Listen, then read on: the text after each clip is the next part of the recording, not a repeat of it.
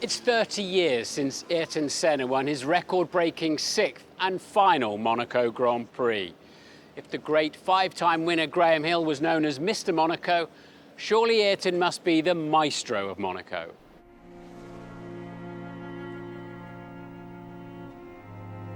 Senna competed around the streets of Monte Carlo between 1984 and 93, and remarkably, only two drivers won those 10 races, the other being Alain Prost. It was an enduring battle, not least when they were teammates. Despite an impressive pole position in 1985, Senna would have to wait until 87 for his first victory in a Lotus. He even had the luxury of a pit stop for tyres, such was his dominance after Nigel Mansell retired. The Lotus team cheering and Senna takes the checkered flag. I can tell you there is no money that can make you feel like that in the last 3-4 laps when I really thought we had the race, and fantastic feeling. Ayrton could have won even more. 1988 was the race which got away. His pole position is written into F1 folklore, out-qualifying teammate Prost by 1.4 seconds. Senna achieved such a focus and speed that he described his driving as beyond his conscious understanding. But in the race, leading by 50 seconds, he lost concentration and crashed here at Poitiers. That is Senna! Sensation! Ayrton Senna goes out of the lead of the Monaco Grand Prix. He was so distraught, he went back to his apartment rather than returning to the pits. After yet another dominant qualifying display, he made amends by avoiding all the usual Monaco carnage and easily winning the 1989 race, despite losing first and second gears.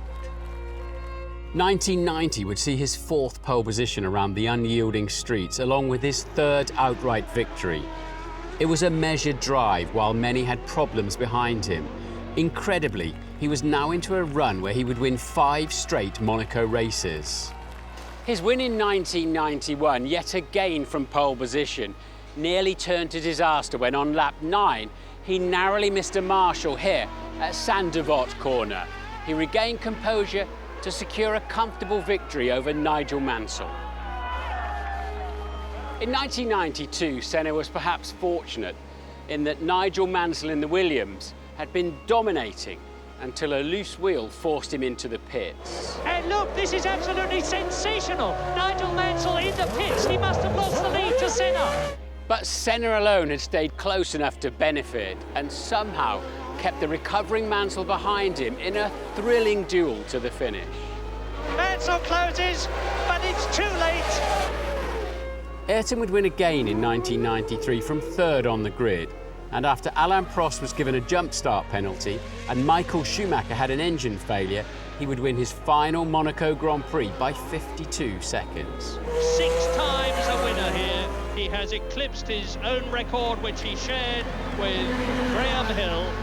Starting from the second row today, I really thought would be extremely difficult, perhaps the most difficult one to win here out of the 5 wins I had before. Senna had a sixth sense for where to find grip and how to control a Formula One car on the limit in the most challenging conditions.